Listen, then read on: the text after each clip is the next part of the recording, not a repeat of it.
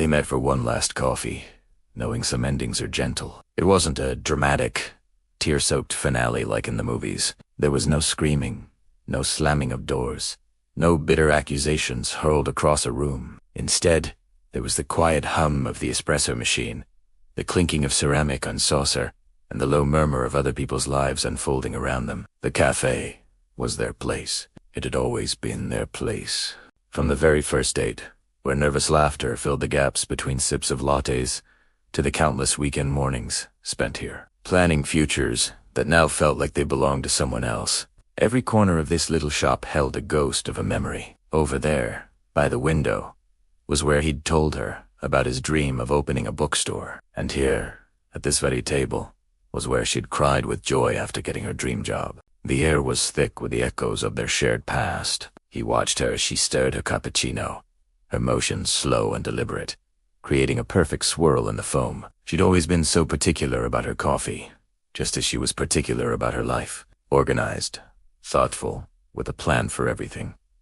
He was the opposite, a whirlwind of impulse and chaotic energy. For a long time, they'd balanced each other out. Her calm had anchored his storm, and his spontaneity had brought a spark of adventure into her structured world. But somewhere along the way, the balance had tipped. Their differences, once a charm, had become fractures. She looked up and caught his gaze, offering a small, sad smile. "Remember the first time we came here?"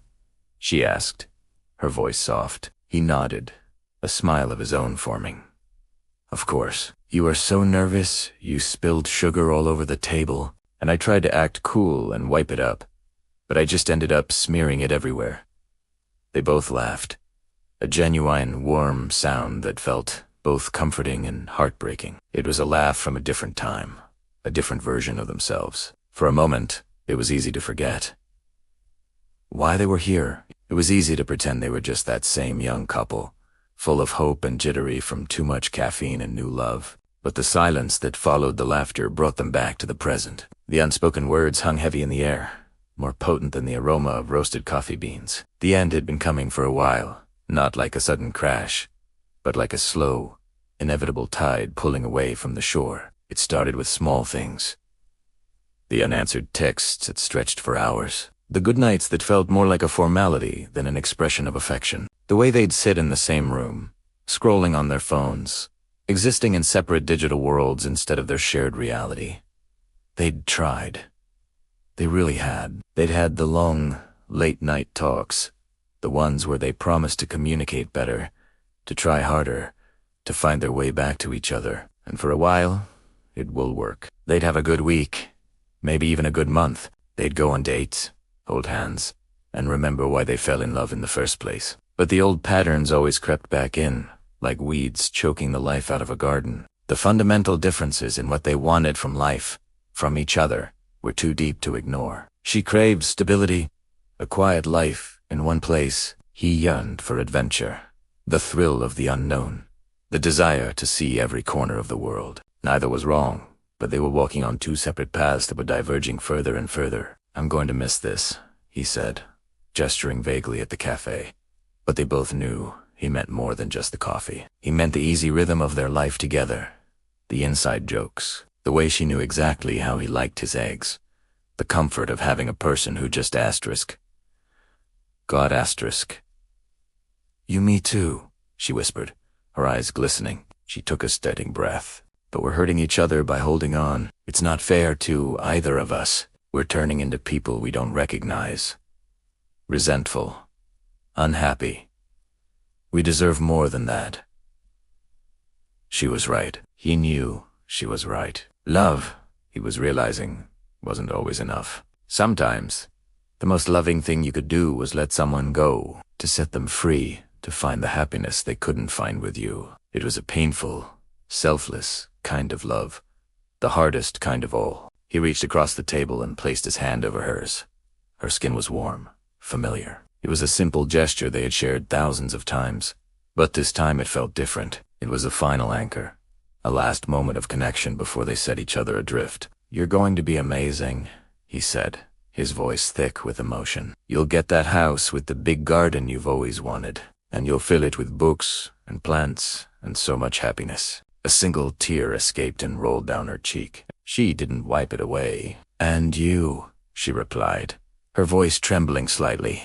"You'll see the world. You'll send me a postcard from every city, right?" "From every single one," he promised, squeezing her hand. They sat like that for a few more minutes, in a comfortable, final silence. The coffee grew cold in their cups. There was nothing left to say. They had talked it all out, cried it all out, over the past few weeks. This meeting wasn't for hashing things out. It was for closure. A gentle, dignified end to a beautiful chapter. It was an acknowledgement that their story was over, but that it had been a good one, a story worth telling, a story worth cherishing.